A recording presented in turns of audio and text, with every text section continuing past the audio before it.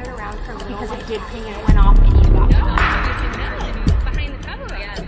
Dismembered, decapitated. It's probably because you're trying to hide something and make sure certain details don't come out.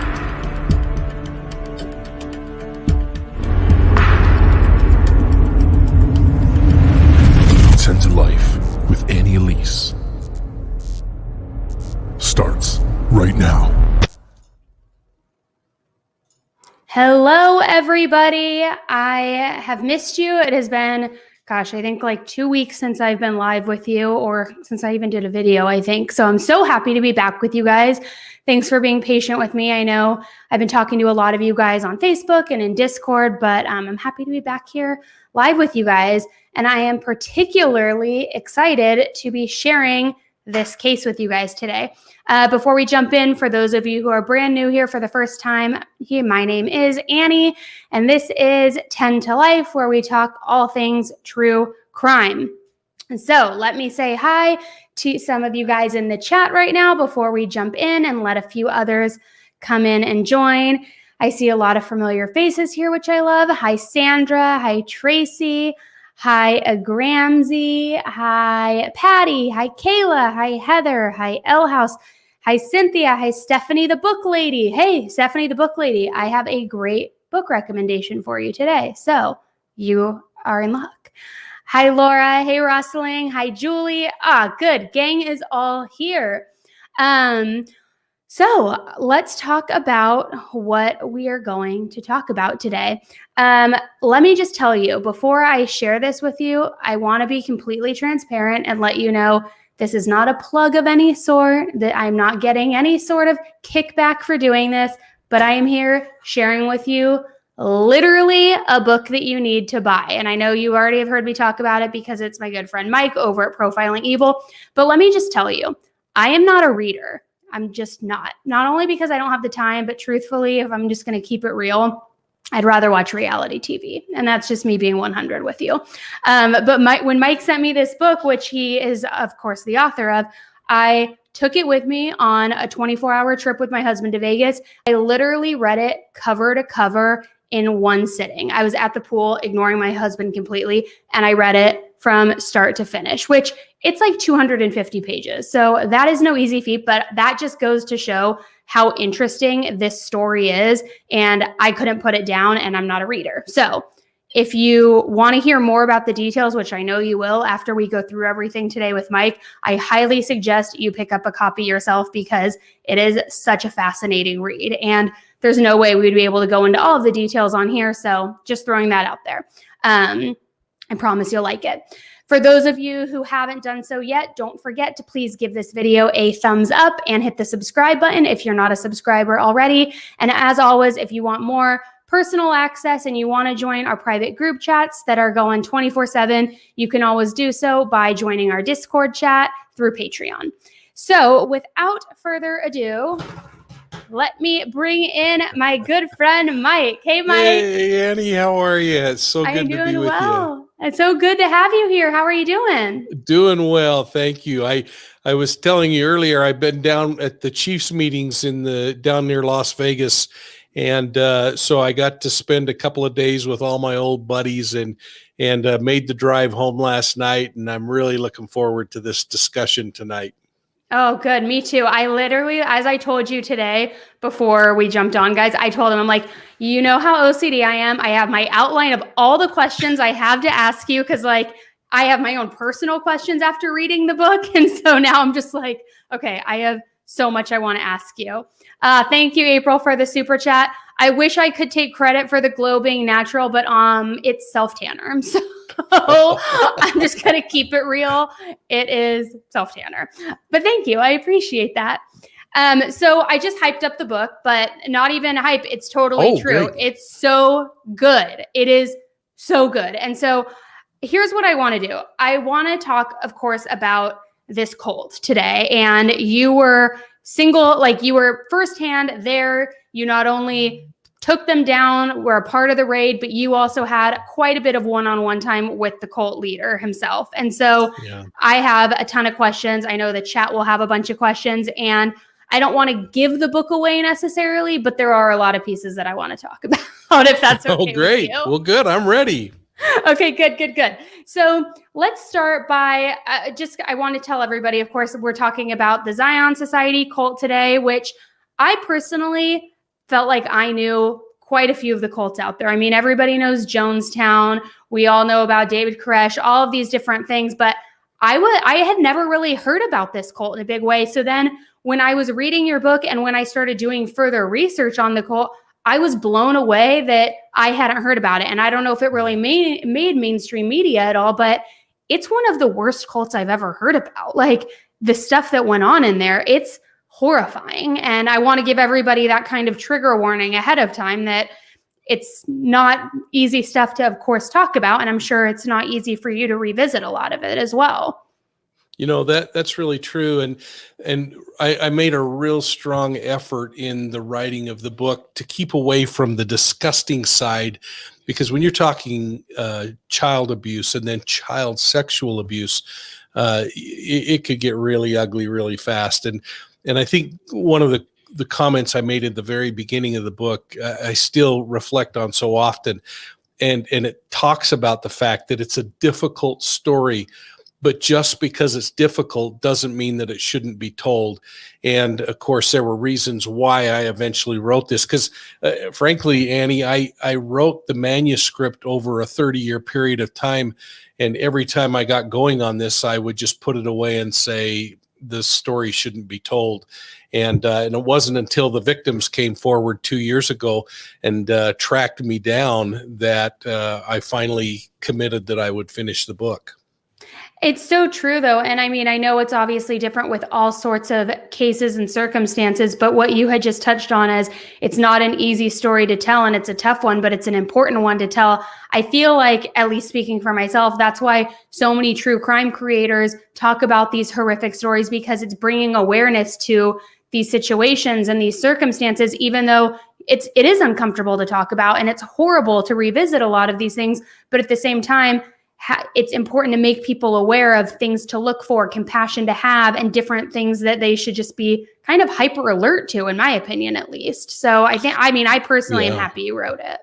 Well, you know, and I think often about a comment that Dr. Margaret Singer makes that, and she's one of the world leading experts when it comes to cult behaviors and cult protocols and how they operate. But she says that anyone can be convinced to join a cult. And that's really weird when you think about that, because we all think I'm too smart for that. But given the right circumstance, the right weak moment in our life, going through a transition in our life, needing a little more enlightenment, all of these things can kind of put us, if we allow it to happen, in a position where we could really be pulled in. And there are some 5,000 to 6,000 cults operating at any time around the world. So it's a really big problem.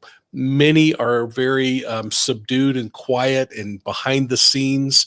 And then there are others that are big and in your face, like we've seen with Nexium recently or other cults. Now I have two questions that one statement and another question that popped into my mind as you were saying that. The statement is true. I think a cult can capture anybody at any point, but I have to be honest, there has been so many times in the past when I'm researching different cults or even just anything in general, and I always think to myself, and I don't know if any of you guys in the chat can relate to this, I'm like, I would love to go undercover and try to pretend that I'm interested in getting into a cult to see if they could probe me or to like see their inner workings. But then I'm worried I might get taken into it. So maybe yeah. not. And the price and self-sacrifice you'd have to go through in order to infiltrate wouldn't be worth the price you would have to pay. Oh, absolutely. They are, cults are not friendly people places. No, definitely not. And actually, so that kind of floated that other question into my mind. Would you say out of all of the many cults that are operating out there, and this could be a very naive question, so I apologize in advance if it is, are the majority of them, do they involve polygamy? Because I feel like almost every cult I read about does. No, and the experts, and I'm an expert in one cult, and I'm an expert in polygamy because that was my responsibility to oversee those polygamy investigations for the state of Utah. Um, but um, but there are destructive cults. Some people would say your favorite sports team is a cult and a cult behavior. And so as we talk tonight, I want us to really focus on the fact that I don't care about Amway and other kinds of things that some people may say are cults. We're talking about destructive cults that take away people's rights, that work behind the curtains, that take away people's money and their willpower and their freedoms and their sexuality, and those are the kinds of groups that I'm talking about. And it usually boils down to either sex, money, or drugs. Always has in criminal behavior, and it seems like it remains consistent, that we see that there is coercive control, and that oftentimes that goes toward either taking assets or money or making people work for free, or it involves sexuality. And it's always the cult leader who seems to have all the sex, and everyone else just gets to work for it. Yeah, ugh, disgusting. And before we jump right into the cult we're going to be talking about today, can you just explain to those who maybe aren't familiar with it what polygamy is? Because I think I did see a question in the chat. Yeah, so polygamy by statute, by law, and if you go back to the early 1800s, there really weren't any laws. If you look historically through biblical times, polygamy has been a part of religious organizations in many places in the world, still is a part of religious organizations where one man has multiple wives. Now, there are bigamy situations where one spouse has multiple companions, or one person has multiple companions.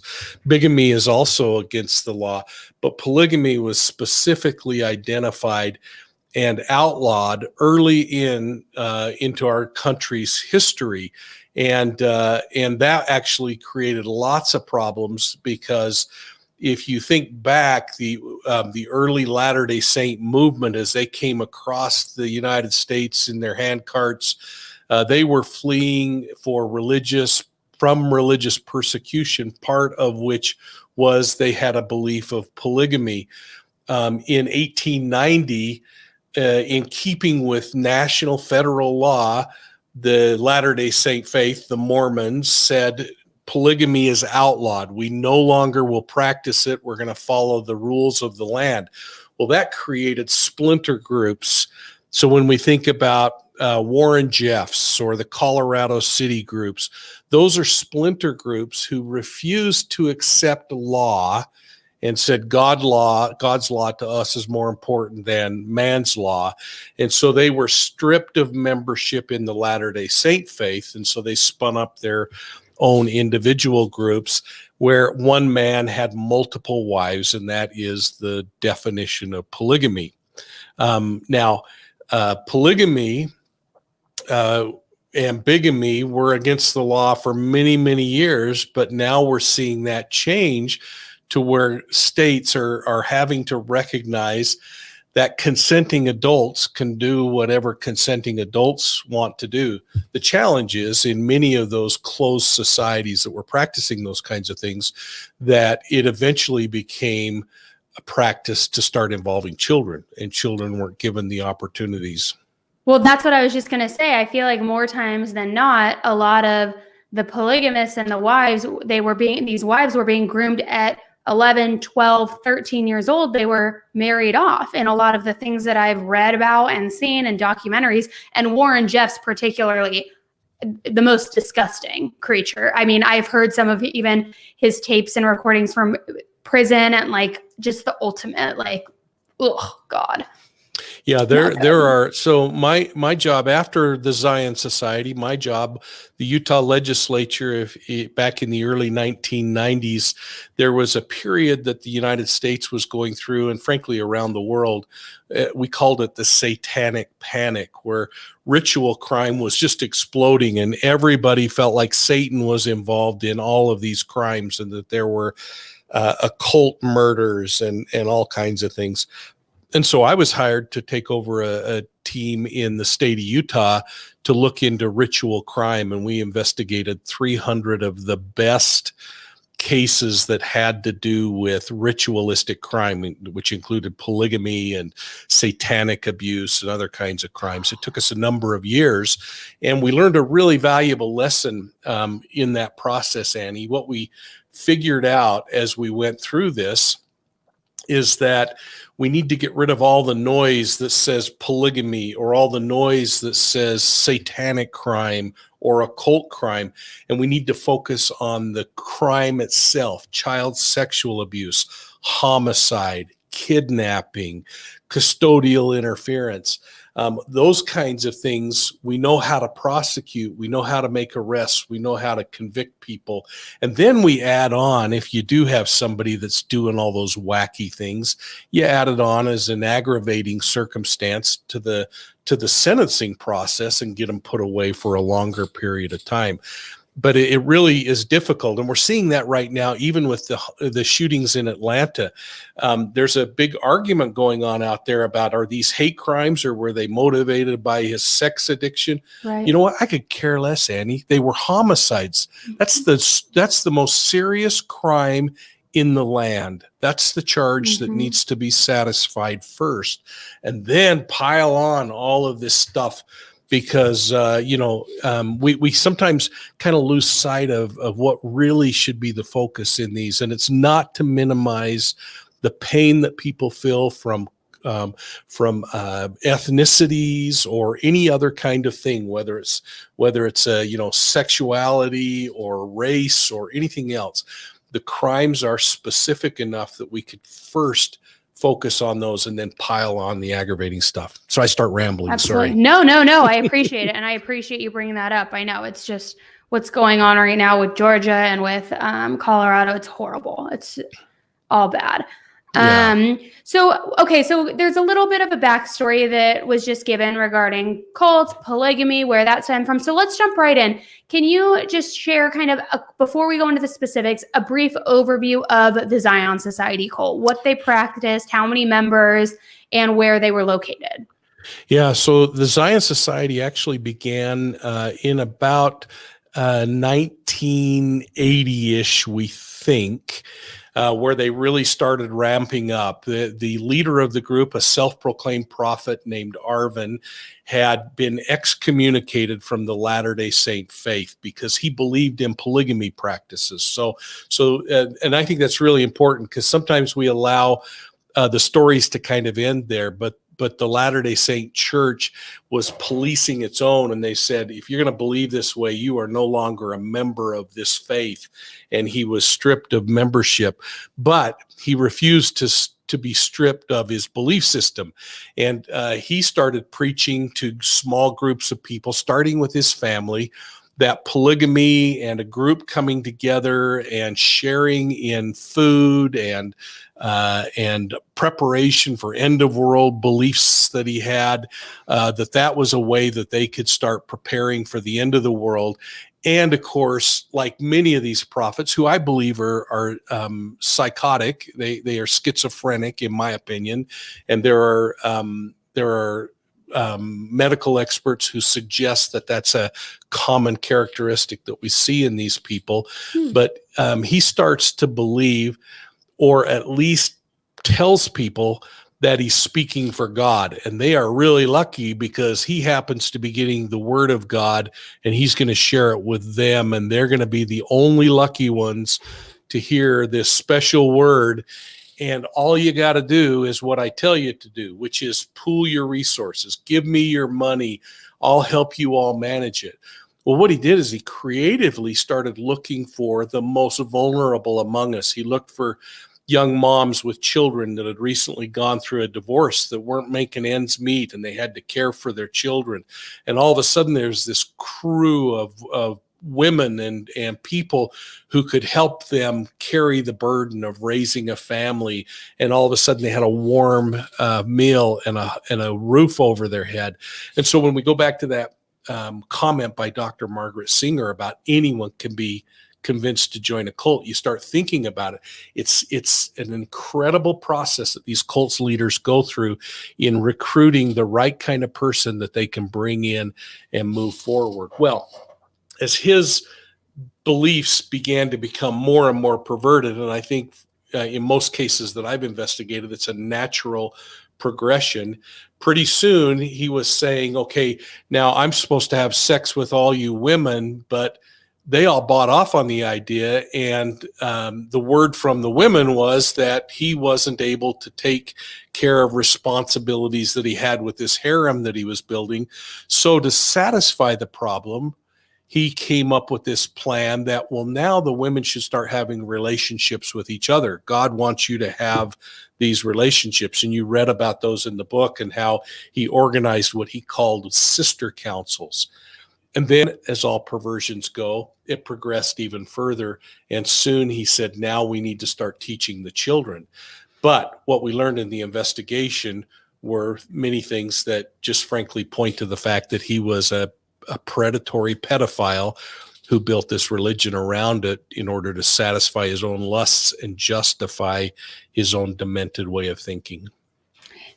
Yes. And sorry, my camera went out for a second. So first of all, like, how many cult leader prophets are there out there who talk to God? Like, if I hear that one more time from these people of, oh, I'm hearing directly from God, like, listen to me, it's just, give me a break. But there was something that I remember reading in your book, and I don't want to misspeak and call it the wrong thing, but not only after he formed the sister councils of the women that he would say needed to have sexual relations with each other, but how you mentioned they then had to start teaching the young children how to be sexual, how to appeal sexually, stripping. Wasn't there a guidebook or something that he made almost like a rule book of sorts? I can't remember. There was something that you spoke to in the book. Yeah, he created the doctrine, a document that he called the sexual way of life. And in that document, he outlined exactly what the parameters were, how people were given the authority to act in this organization the way he wanted them to act,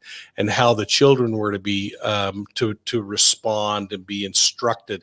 And he created a series where he eventually groomed these adult women to then become the groomers. So you think about Ghislaine Maxwell, for instance, and what's happening with Jeffrey Epstein. Same kind of thing. He groomed the women to become the provider of things for him, all things being sexual. And so with that doctrine, he then created what he called, he had 5 different areas that they were supposed to teach that each would help a child become more sexualized over time. So it was a terribly deviant process that he went through. And folks, we don't give up any of his disgusting secrets of how he put this all together in the book. Again, I think we take, you'll have to speak to this, Annie, but I think we take a high road and we just call it like it is. It's sexual abuse, but we talk more about the behaviors and the challenges. Yeah, absolutely, which is good because it's almost like if you were to include how he got there, it's almost like providing a rule book for these sick freaks who are reading it and wanting to do it on their own. And I read in there too, and I know there's so many different layers that go into that piece of the grooming itself, but they would have strippers come in and teach these young children how to strip, to wear lingerie, how to be seductive. These young children, it's disgusting. Yeah, children as young as 2 years old were being indoctrinated in the group. They were really becoming sexually assaulted and abused from about age 7 or 8 on up. So yeah, it was terrible. Oh God, it's disgusting. Now, approximately how many children, when you first heard about the cult, and we're going to talk about that in a minute here, until the raid, how many children were victims?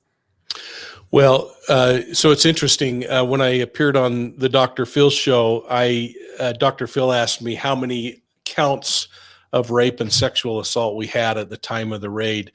And I said, we approximated about 4,000.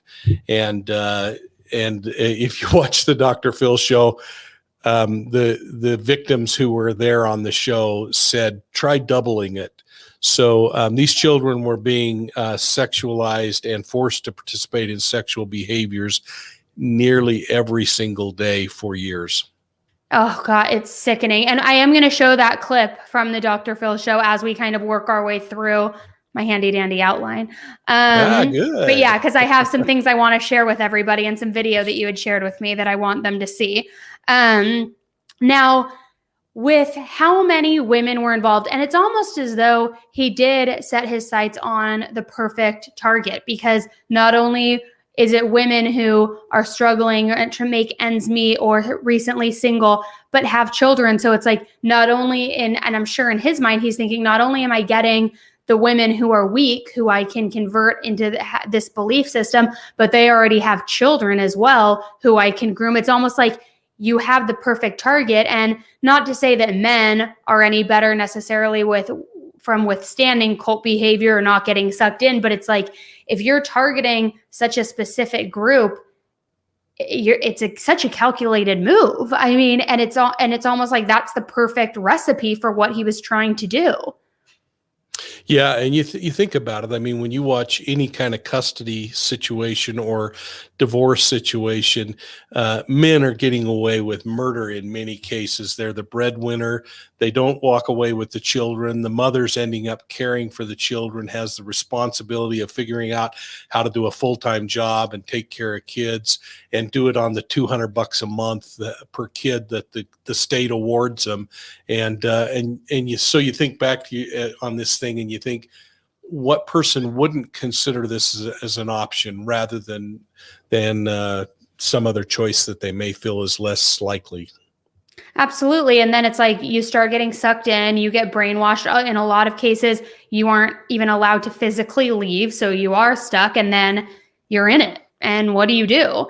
And with that kind of leads me to my next question. Now, the way that you first discovered this cult initially was because a woman who was involved in the cult came to your office when you were a detective and said, I need to share this with you. Yeah, it was crazy, Annie. I still shake my head when I think about it. I'd been a police officer about 12 years, and I'd been hired by it would be a district attorney. It's the county attorney in the state that I live. But I was hired by the county attorney to actually run undercover sting operations. And we were buying stolen cars. And I was just having the time of my life doing real police work.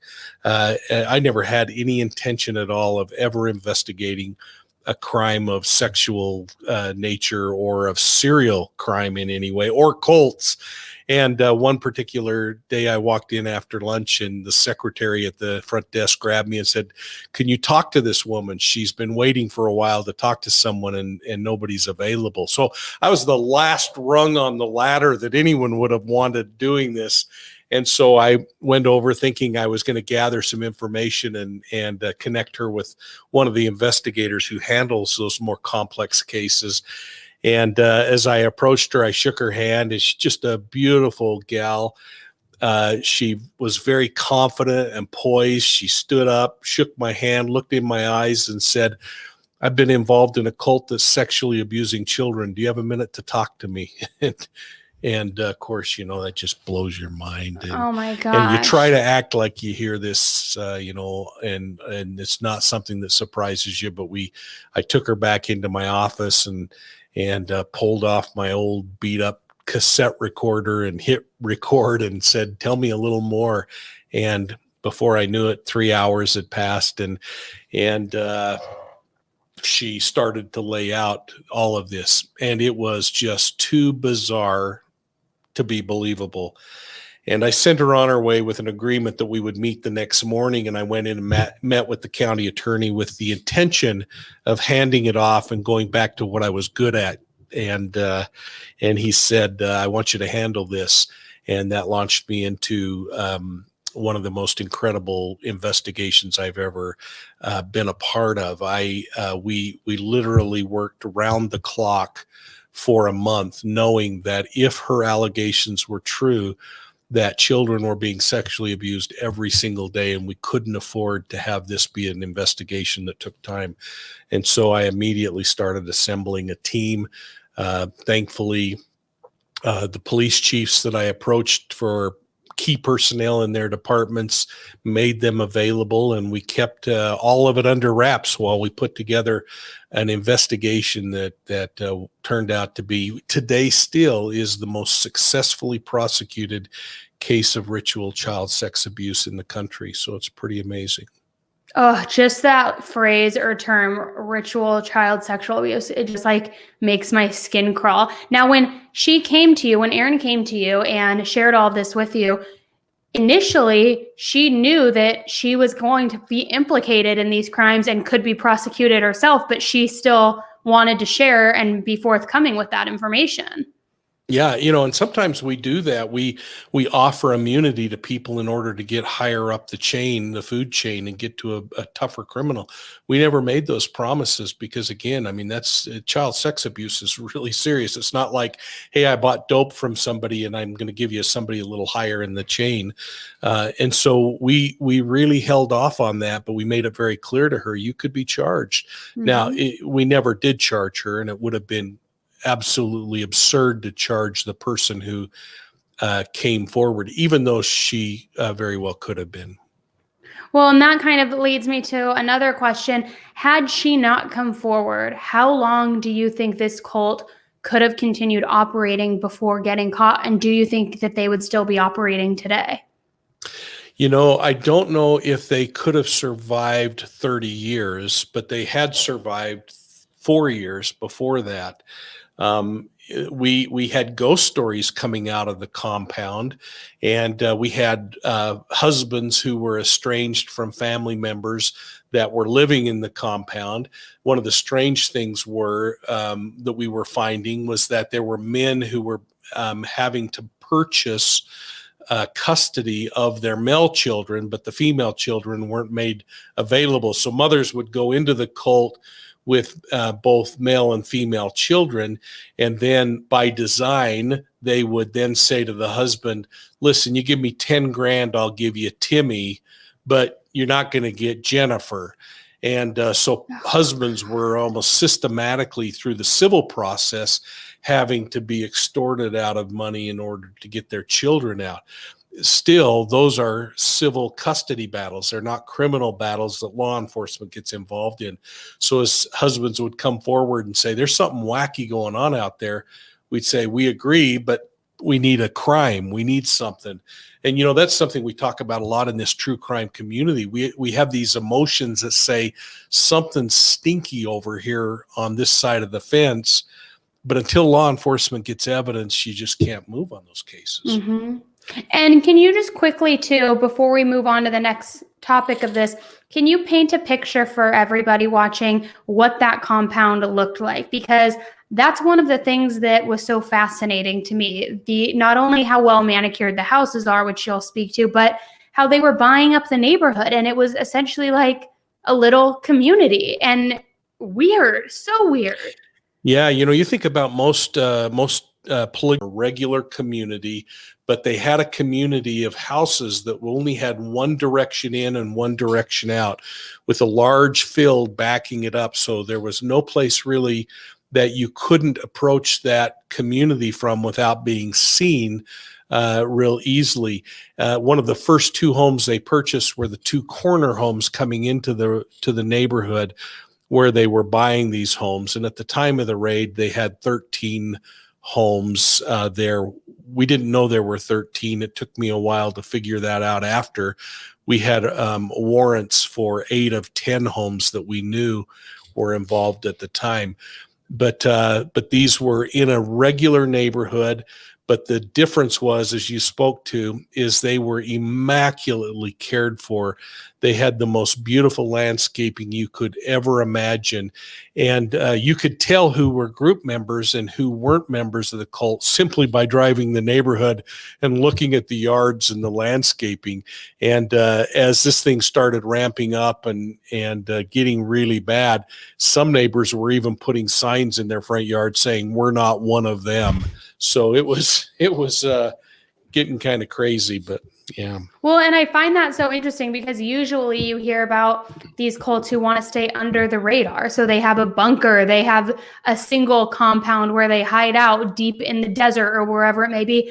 But they're kind of waving the flag saying, hey, we're a group, we all belong together. And one of the things I found interesting as well is that it wasn't just all of these different family members had their own homes in this cul-de-sac or in this community, and they happen to be cult members.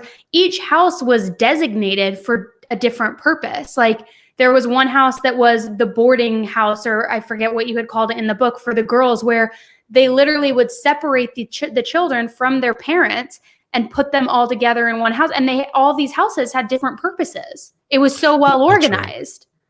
Yeah, there were children that were living next door to their parents, but they wouldn't see them more than once or twice in a year.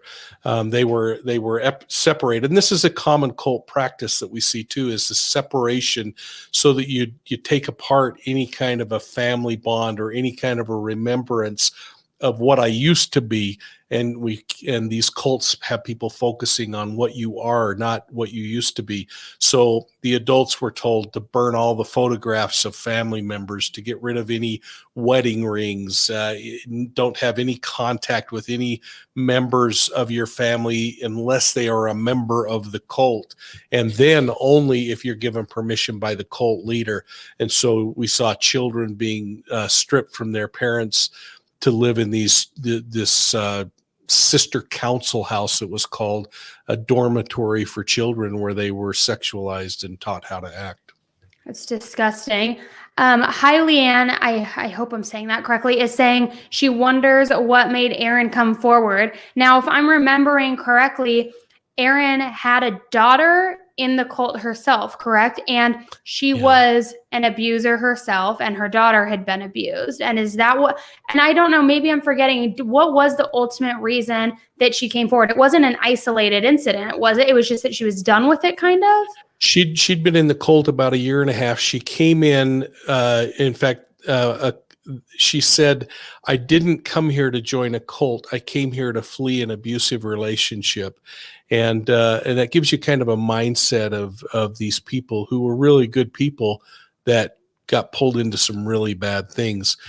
She had a 6-year-old daughter who I remain in close contact with today. And she was pregnant with a boy who was born in the group. She, when she went into the group, there is some suggestion that maybe there were narcotics or depressants or something, because she indicated, as did others, that she was in a deep, dark fog for a couple of months, didn't even know where her children were. And then after about a year and a half, one of two things happened. She either saw, because there was a belief at one point about 2 months before we did the police raid, they thought police were going to come out and raid the compound, and the prophet of this group ordered that all the pornography and all of the videotapes and everything be burned.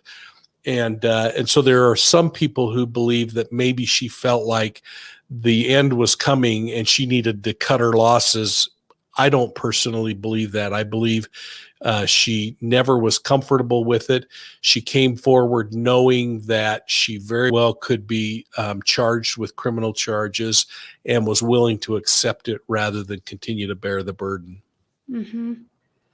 And Karen is saying too, I worry about history repeating itself. And after we speak more about the raid itself and the aftermath, there were quite a few people who were pulled from that and went and joined other polygamist groups and cult-like groups, which you're right. It's almost as though that's all they're familiar with, and that's where they feel safe, being told what to do, being under control from somebody else, to where you gravitate back to that. Which, and I hate to draw a parallel here, but I think it kind of is the same. We hear so often when people are released from jail or prison that they often do something else to get themselves admitted back in there, or, taken back in there. Admitted, it's not a hospital. Taken back in there because they're so familiar with life on the inside that they're uncomfortable with life on the outside. So I wonder if that's maybe a similar kind of mentality for these people.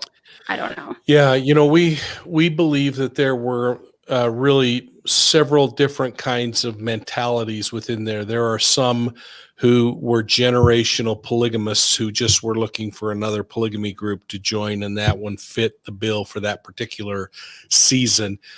We also came away with a belief that some people just don't want to be responsible. So if they can somehow find somebody that they can say, oh, this guy is a prophet and speaks to God, so I don't have to be responsible for decisions I'm making because I'm just doing what I'm told by my spiritual leaders to do, that there are people out there that will do that. And we saw it happen with them in their lives over the last 30 years as they went from group to group. So there are some people who, frankly, also just said, holy cow, I can't believe I allowed myself to participate, and they got away and got out. Now, I can't tell you who they are because I've never heard from them, the ones that got out. Gosh.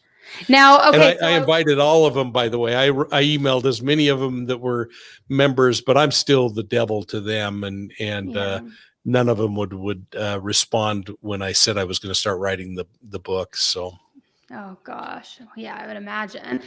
So switching gears a little bit, then you spent a lot of one-on-one time with Arvin, the cult leader, after with the arrest, and then you were kind of almost like his point guy to where he always wanted to talk to you. Even what was it at his sentencing? He wanted you by his side or whatever. Like, it's crazy. Like he thought you guys were buds. So can you just share a little bit? And in a minute, I want to talk to the specifics about the raid and then the arrest, but his characteristics, like what is it about these cult leaders, who I would say are more often than not men, what about them makes them so influential and so like to where you can just be so taken with them? And what was he like? What were his characteristics like? Did you see that kind of like allure, or I mean, even knowing what he had done? Like, I'm just so curious about them as a person. Yeah, when you're investigating a case like this, you go through kind of a couple of different emotions. He was the devil as I was preparing to interview him. And the comments that I had from people was that he was all-seeing and all-knowing, incredibly charismatic, domineering, all kinds of things. Yet he was also described as being a grandfatherly figure that was this incredibly spiritual man. So as you're preparing to interview someone like that, you're thinking, holy cow, what is the strategy that I'm going to use on someone like this? And then when the reality hit and I finally looked at him face to face with his hands shackled and starting the interview process, and when I was able to finally determine what I call the truth indicators, and what I like to do is I like to spend time with an individual, talking with them to see how they react about and in certain kinds of circumstances, so that as the heat turns up, as you start to get a little more prescriptive in, did you do this? You kind of develop a sense of how their body reacts when they're telling the truth and when they're not.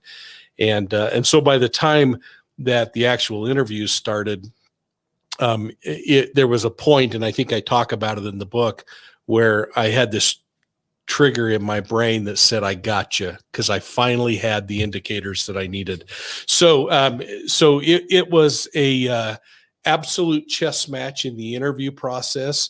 But at the conclusion of the interview, and we talk about it in the book quite a bit, I think, but at the conclusion of the interview, he confesses to all of the assaults of the children, which was just absolutely incredible. And then whether he was trying to manipulate me or not, I don't know, but I rolled with it when we got to the arraignment and to the hearings, and he would call me over to the bench. I would get permission from the judge and go over and talk to him, including when he was finally sentenced to prison for the rest of his life, and stood alongside of him. And you know, Annie, it's really frustrating at times for some people to think, how on earth could you befriend that person? It was easy. I wanted the truth, and I wanted the conviction, and nothing else, except for obviously following the law, was going to get in the way of that.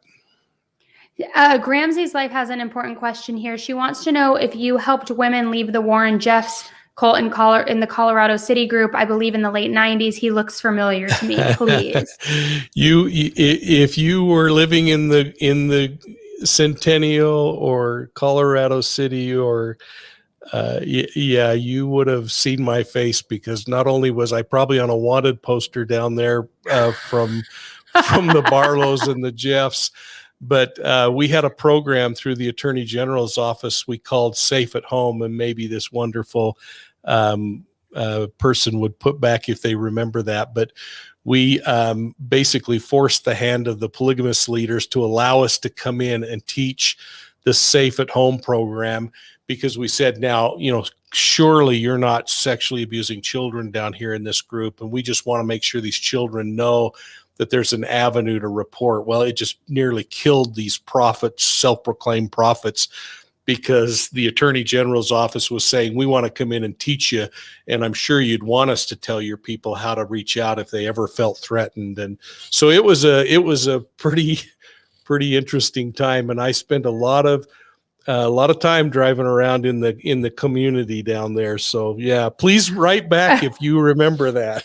Well, I was going to say, if you had some interactions with Warren Jeffs, we need to shift gears and talk about that too. Like, just looking at him gives me the creeps. Oh God, it's just. I was down there with their new mayor a year ago. New mayor is trying to clean up Colorado City.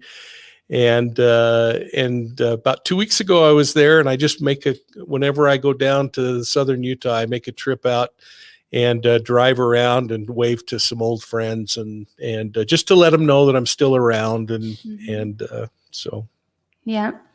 So I don't want to give too much away for him in the book, but I want you to kind of walk us through. I know you already walked through the conversion process a little bit of the new members and who he targeted, and then what they would go through in terms of the sexual grooming. He then formed the sister council where he had the women be sexually active with each other and then teach the children and so forth. But let's talk, and guys, as you have other questions about the inner workings, please put them in the chat. Let's talk about the raid. So you had collected, you said, for a month, all of this evidence. You guys had been talking with Erin, getting testimony, and then you guys had set up the raid. And that was one of the most interesting parts of the book for me too, because I have always envisioned, I guess, again, naively, that raids are planned far enough in advance because you have to get everybody on board. There's a well-executed plan, all these things. But I guess the better approach is you have to blitz attack so that there's not opportunity for anyone to leak the information. And so the fact that you guys kind of assembled this overnight with the crew, and then they came in that morning, threw their stuff in the lockers, not knowing what they were about to be called to do. And then you're like, hey, we're going to go raid this sex cult. I mean, it's crazy. Yeah. It's crazy. Yeah, it was crazy. So first off, hats off to all the investigators who helped, because I was just fortunate to be the lead investigator and kind of be responsible for this darn thing. But there was an amazing detective from Ogden City named Dave Lucas, who was my training officer when I was a rookie. And I asked him to help. He was a magnificent interviewer. And he was with me when we got the confession out of Arvin Shreeve. It was he and I that made the 300-mile trip to arrest Shreeve. But on the morning of the raid, our concern was that we had spent weeks literally creating floor plans of all of the homes. Again, we tried to get a search warrants for all 10 homes. I could only get the judge to agree to 8 of the 10 homes. But we had floor plans, we had diagrams. The concerns were that this was a doomsday group. So there were semi-automatic weapons apparently on the property, that they had been training in how to do bomb making and use weapons and sniper training and all kinds of things. We knew that they had 2 homes that served as sentries or security guards for the complex, reporting every vehicle that came into the area, and that all of the homes were interconnected by alarm systems, including all of the homes had hidden bunkers and hidden areas, walls that were faults, other kinds of things. So there was a security risk for law enforcement, clearly. And so we determined that 70 police officers would be required to safely hit the homes at once. We had a team of social workers who we brought out to take custody of the children, and there were 32 children there. We had to have technical services there to videotape. We had to have traffic officers there to close off the intersections and keep the media away. And so it all had to be orchestrated. But because there was so much evidence that we were at peril of losing if anyone knew, we couldn't talk to anyone about it. And so what we did is I met with my former commander on the SWAT team. We worked through what the SWAT plan should look like, what the assault should look like. And then we invited the police department to reach out to 70 police officers and send them a note at 4:00 in the afternoon saying, be in the briefing room at 4 a.m. for a parade duty. And people had to cancel their vacations and their family trips and everything else. And there was a bunch of really unhappy cops thinking they were going to a parade duty. And of course, we when the county attorney and the police chief and the sheriff walk into the room, then all of a sudden everyone was sitting up a little taller. And I remember overhearing one person say, "This ain't no parade duty." And of course, we then laid out what we needed to have happen. And I was so honored to participate in that and watch these officers in action.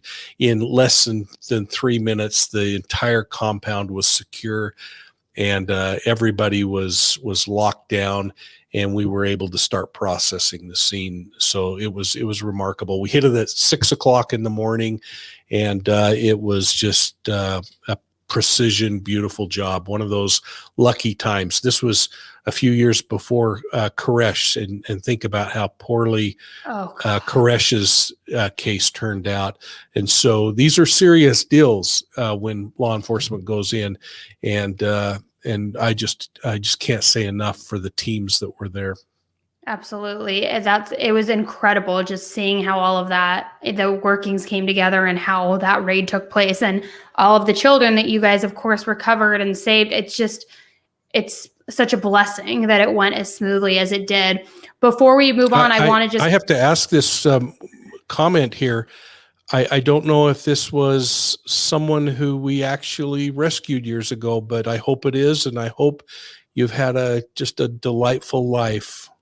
Yeah, this is who had asked about Colorado City with Warren Jeffs, and if you had been around, because she said you looked familiar. And so she said, yes, that you helped her, and thank you so much, which is like, how incredible is that? That showing just still amazing people that you touched. That's unreal. And that actually is the perfect segue into the video that I want to share with everyone, because as Mike spoke to, with how many children were recovered, and this is just a fraction of them, and those who have stayed in contact and are communicating. He was on the Dr. Phil show, and he reunited with these women, and they speak out on it. And it's a 4-minute clip, but I want to share it with you guys so that you can see. And this was in October, correct?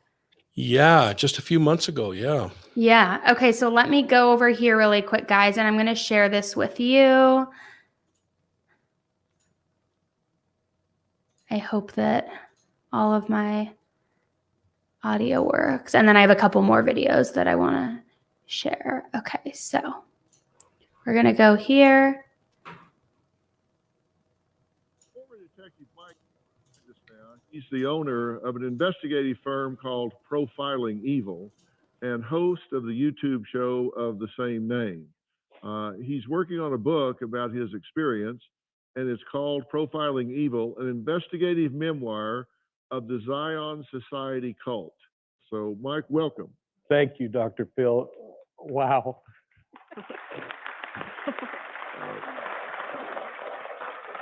So I know that we have to be socially distanced here, but can y'all all see Mike? I'm just gonna back up a little. You at least step up a little and say hi. No, I'll just say Elise. hi. Hi. This is punishing to not be able to hug these beautiful girls. I'm sure the same for them as well. So, Mike, this came across your desk 30 years ago. What did you think when you first read these accounts? Holy cow, Doc, I was a property crimes investigator. I was running an undercover sting operation, and this incredibly brave woman walked in to the office and said, "Do you have a minute to talk to me? I've been involved in a cult that's sexually abusing children." And I tried to act casual, like I hear this every day. Yeah. And that launched us into one of the most incredible experiences I've ever had. How did this affect you personally? I was incensed. I don't know how any investigator doesn't associate with things they're experiencing in their own life anyway. I looked at my children who were similar in age. I couldn't imagine that this was even possible, that a parent would do this to a child. It just didn't seem possible, Doc. After Shreeve was caught, arrested, and imprisoned, then people started coming forward, supposedly at his direction. We were fortunate in getting a full confession from him. The appeal that this would avoid the embarrassment of this going out, the fact that we had physical evidence, we had eyewitness testimony. I mean, we had solid cases against these people. And so for him to say to them, go in and confess, was a way to minimize what might happen in the public eye. How do you guys feel about this gentleman right here that has done all of this work to bring this about? We love Mike. Very great. We We couldn't be grateful. more grateful Yeah. to him because who knows where we would have ended up had he not done what he did and Exactly. what our lives Another would have been 3 like. years, what would that have looked like for us? As we said, this ultimately wound up with a prosecutor, and the prosecutor who handled this case says groups like this are difficult to crack. Former Weber County Attorney Reed Richards, who's joining us now virtually from Utah. Reed, thank you for being here. Good to be with you. You guys worked really hard to piece this thing together. Mike worked on it full time. I spent a considerable amount of time working on the case. There were some challenges involved here that normal cases would not have. Arvin Shreeve was a very well-known person in our community. It was mentioned that he was a landscape architect. He actually did the landscaping and land maintenance around the city county building and the courthouse. So he was very close to the judges, to the prosecuting office. All those people knew him. All the city officials knew him. And so to charge him with something, you had to be sure you had the evidence, because it was unbelievable the things that we were being told were happening. Additionally, this group had purchased all of the houses in this area, which kind of made it into a compound. So they had control over that. So it wasn't like you could just kind of walk in to an isolated house. The whole neighborhood was involved in this, right? And so it really took people that were in the group coming out to talk before we really had the information we needed to be able to take action. And I know there's, of course, obviously so much more to that, but I just wanted to show that video where you can see all of these women who were children that you had saved sitting there on the screen. I mean, it's just unreal, the impact that you had. Hell, you have the live chat right now in tears right now. Oh. They're all just, pouring out so much love and support and gratitude to you. And it's amazing. It is so amazing. Well, you know what was amazing is that was the first time in 30 years that I'd seen those kids, and it just tore me apart. Oh, I can only imagine. And one of those girls who was a victim, now you briefly mentioned earlier, so I want to circle back that when these people are brought into the cult, they have to get rid of every single family photograph they have, their wedding rings, any sort of tie to their previous life, including one little girl who had to get rid of a doll of hers. So can you just share a little bit of her story, what happened and what those circumstances were. And then I have another video that I want to share. Oh, wow. Well, it was one of those straws that break the camel's back in this particular case, because this little tyke had endured so much sexual abuse, so much physical abuse, had been bounced from home to home. Even after the cult, she lived in 10 different foster homes. She later became a stripper, never got past the 3rd grade.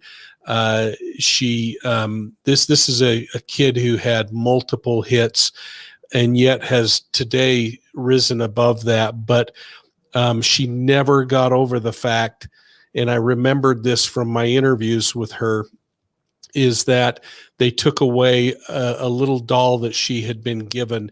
And she talked about receiving that doll late one night when their family was living in a house that had no electricity. They couldn't afford, they were eating out of dumpsters. And she said there was a package laying on the front porch that said, "To Amber, from someone who loves you." And she just wondered if it was from her mother. She never to this day knew who it was from, but it was a little Raggedy Ann doll, and the hair was black, just like her hair, not Raggedy Ann's color. And she said, how would they ever know that I felt so subconscious about my hair? Because her sisters, which were stepsisters and adopted sisters, were blonde, and she never felt like she fit. And she kept that doll with her all the time and felt, I remember reading, so emotionally connected, like that was her best friend. That was a tie to somebody who truly cared about her. And then when she went into this house, it was essentially ripped away from her, correct? The cult leader took the doll away, and she never saw it again. So with that, it was the most devastating thing, she said, that happened to her in her life, even including all of the abuse. It's horrible. That is honestly just heartbreaking. And so with that, I want to just share this video with you guys. Okay, so we're doing this little video. This is for Mike King. He had a gift that he wanted to present to you. What? And asked us to record. No way. Are you serious? No. Oh my gosh, I didn't even pay attention to what this was you were carrying around. I didn't even have to come up with a nice answer. Oh my gosh. Yeah, she is famously not slamming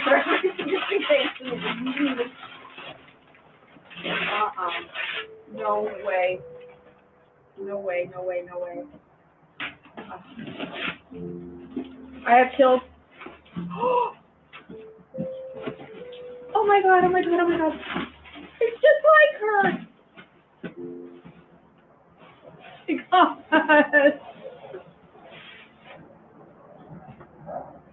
And then I'm gonna ugly cry. Oh my god. She looks just exactly like her. Thank you. Oh my god.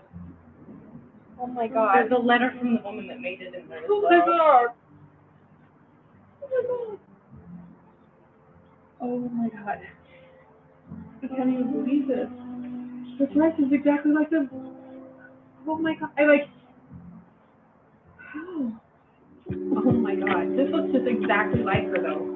Like I've seen other ragdolls that have dark hair, but they don't have like this is like the Christmas kind of like a theme dress that's exactly like how hers was. It's so unreal. Like I'm just like I'm shaking. I'm just.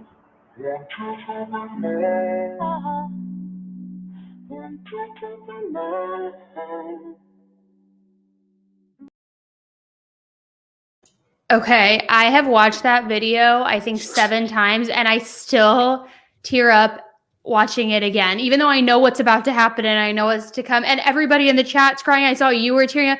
I mean, and the fact that you even thought to do something like that and to have that kind of gesture and to hunt for this doll that looked the same. I mean, it just shows how emotionally invested you were, not only in the case, but in the well-being of these children who are now adults. It's really touching. It really is.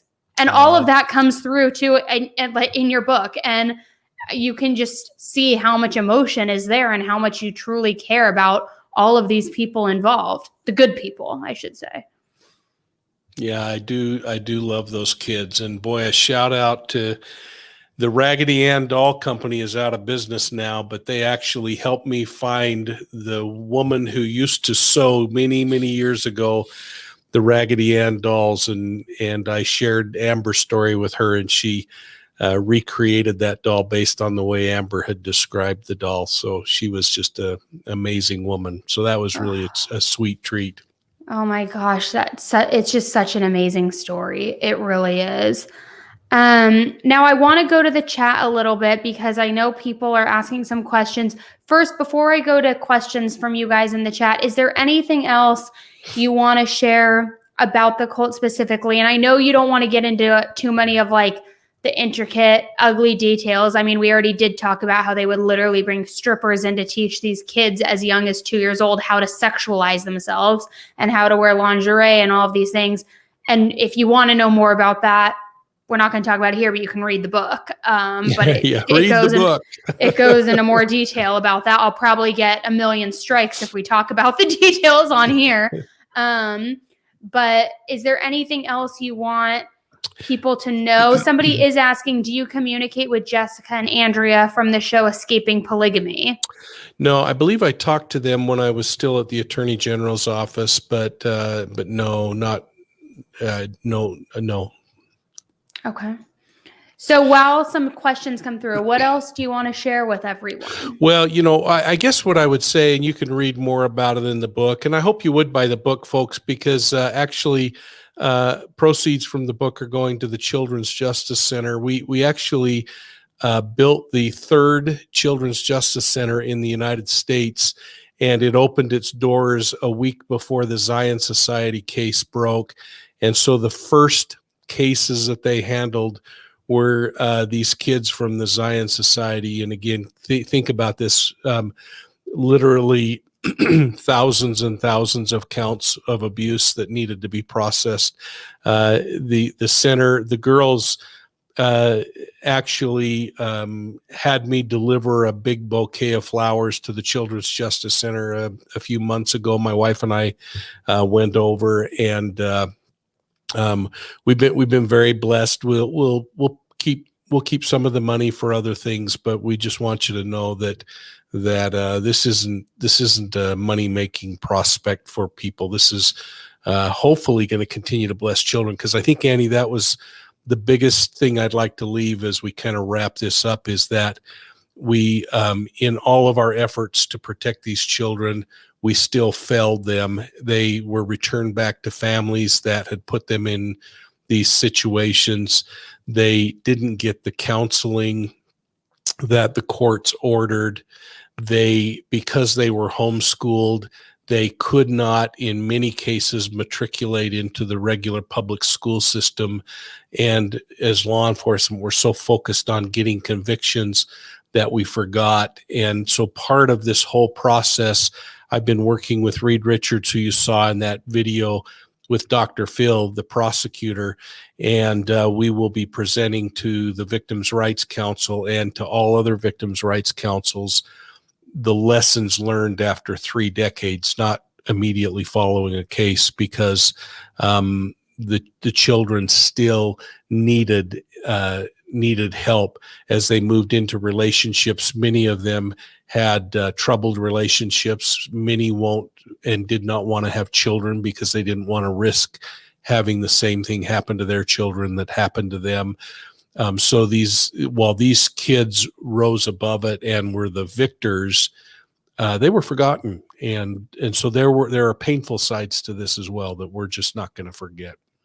Absolutely. And I remember reading that, actually. It's so true how you guys are still fighting for justice for all of those unpaid counseling visits and the lack of counseling visits, I should say, and everything that they still are going through today. And it's so heartbreaking, and it's such a big reminder that all of these things that happen to these children when they're young, regardless how short the amount of time may be or what the circumstances are, it carries with them through adulthood forever. And as you said, some people were too scared to even start families of their own because of that. I mean, that is heartbreaking that they are that traumatized, and it's absolutely horrible.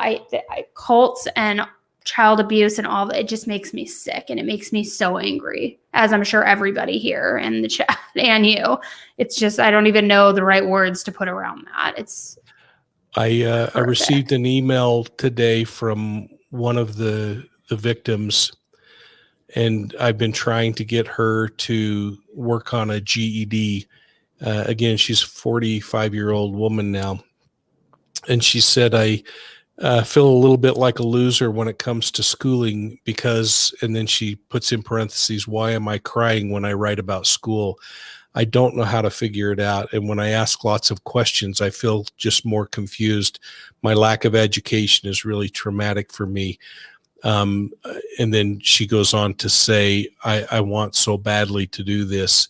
And we're just not going to give up. If they have the courage to, and a couple of them have gone on and gotten college educations, including one who's currently working on her master's degree. So they all in their individual ways have excelled, and they beat these people. And that's the real message. That's amazing. Amazing. A couple questions are coming through. Were the investigative interrogation tapes released like other cases have been? Is there any public information that people can go listen to or watch or read about besides the book? Actually, I hung on to everything, and I'm going to do a podcast that's probably going to start in about a month. So hell yeah. Oh, that's going to be amazing. Oh, good. And a lot of people are asking and the kids will all be participating, by the way. Oh my gosh, that's going to be incredible. Is it going to police officers that were involved, the prosecutors? We're going to try to bring in, because I don't want it to be about me or what I did. It needs to be about, because everybody pulled this thing off. I just was lucky enough to be in charge, I guess. I can't wait to listen to that. That's going to be absolutely amazing. And a lot of people are asking if you have an audiobook available. If you don't, you should. You have a very soothing voice. Well, we've recorded the audiobook of Deceived, and if you email the back office, and because it's Tyler's, it's all in Tyler's camp waiting for him. You can get the book, profilingevil.com. It's right. The first thing that pops up is the Deceived book. Right now, it's available in hardback. In about 2 or 3 days, it will become available for a few dollars less in paperback. We just had to wait for Amazon to get everything finished up. We have an audio version and an ebook version that are just sitting ready to be released. So yeah, things are kind of rolling out, but we chose, that was another thing. We had a wonderful, we had 2 really nice offers to publish the book, and we decided to go through and sell it only on Profiling Evil at first, because I didn't want to lose control of the story by having a publisher or someone that might want to have things a little more sensational than I think they should be. So. Yeah, that's a great point and a great approach to have. And a lot of questions about international shipping. Do you offer international shipping? Yeah, that's been the problem with the hardbound version, but it's within again a couple of days to a week or so. It will be available on Amazon. Wherever you live, you'll have local shipping. So, okay, cool. Yeah, but the best thing is go to profilingevil.com, and we actually make a few dollars more if it doesn't go through Amazon, and that way we have more that we can push out to other things. So please just go to profilingevil.com and order it, and it will still be local shipping around the world. Okay, and the ebook and the audiobook will hopefully ease that to where things come out. So Tyler's in here and he's saying he's getting the audiobook done ASAP for everyone. Apply the pressure. Come on, Tyler. Everyone comment in the comments. Come on, Tyler. You can really help me. Yeah. If you are interested, subscribe to our YouTube channel, Profiling Evil. And there you can tell the back office all the things you need them to do for me, because I work under their direction. Oh man. Well, thank you so much again for joining me today, Mike. Especially on the short notice, guys. I literally text Mike yesterday morning. I'm all, hey, so I think we should do a show about your book and talk about the Zion Society, Cole. And he's all, sure, wait, I'm all, how about tonight or tomorrow? And he's all, yeah, okay, let's do it. So I appreciate you coming on such short notice. No, you're amazing. And folks, I want you to know, I don't miss any of Annie's shows. And thankfully she comes on to Profiling Evil from time to time. And we have so many things in our minds that we think about that I look forward to the future, Annie. Me too. Me too. It's going to be an exciting one. I know there's a lot in the work, so I'm excited.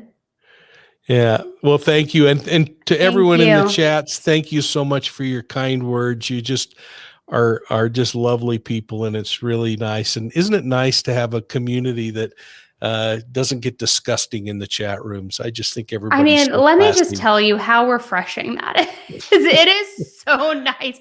I haven't been able to monitor the chat a ton tonight, but I know my mods will tell me I haven't seen a lot of trolls. So I think it's a good sign, unless they've been just super fast to boot. Oh, yeah, maybe so. Yeah, I have the best team of Thank you, mods Annie. here. Thank you. Have a good night, and we'll talk soon. Thank you. Goodbye, everyone. All right. Good night. All right, guys. Well, another live. I appreciate you guys staying patient. I know that I've been a little bit MIA lately, and I'm trying to do better.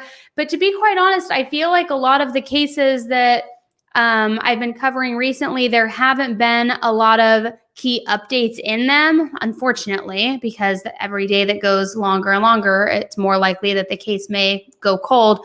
But I've tried to make a concerted effort not to just go live or make a video that doesn't have any updates about anything, almost like clickbaity. So I know that there's, of course, many cases that need to be covered. So I'm researching many as we speak, but that's one of the reasons why I've been a little MIA lately, just because there hasn't, the West Boys case, there hasn't been a lot of new information that's actually concrete information to report on. So I don't want to just come on and talk you to death with things you already know. Alexis Sharkey, unfortunately, there's no leads there. Maya Millette or Millette, I still don't know the exact pronunciation because everybody says it differently. Still no real leads there. I'm keeping a close eye on all of that, as are so many of you guys in Discord as well. And we talk about these cases literally daily, but that's why I haven't been doing many updates on those, just because there's not a ton of updates to be had. But that's not to say that there aren't many more cases, and I'm going to be getting those to you guys soon. And what else? Let me know what other questions you guys have in the chat. As I mentioned earlier, if you want more access or you want to join those private group chats where we're talking about cases and sharing pictures of our dogs and talking about all other sorts of stuff, you can do so by joining the Discord through Patreon. And I know my mods have been dropping the link to that. And what else? Thanks, Angela. I'm glad that it was worth the wait. And I saw a couple comments kind of fly through here a little bit, wanting me to speak on the ongoing drama that's going out there in the YouTube universe. We're not going to do that here. We're just not going to do that. Love everybody. I'm Switzerland. That's how it's going to remain. And then, as always, if you have case recommendations, please email them over to info@10tolife@gmail.com. Otherwise, if you had an issue joining, just shoot me an email. All of the information, too, should be in the description box below. And what else? I'm streaming this to Twitch, which is new as well. We're expanding to that. More information to come soon, guys. If you don't follow along on Instagram, I suggest you do, because I will be sharing some very exciting news with you in the next day or two. And as always, post, and when you see it on the bottom, you can follow me at Annie Elise on Instagram, but try to keep that more of like the personal side of me with like a little true crime peppered in. So I have some exciting stuff to share with you, and that'll probably happen Friday. I'm guessing Friday, maybe Saturday. But head over there if you want to know what that is, because I don't want to make a whole episode on YouTube about it. All right, guys. Anything else? I don't know. I love you guys. I've missed you. I need to get on here more. And let's do this again soon. I miss you guys. So until the next case, stay safe. And don't forget to hit this like button on your way out. And please share this. Show the world what an amazing man Mike King is. Subscribe to Profiling Evil. Get the book. Get the word out on this. And we'll talk soon. All right, guys. Have a good night. Bye.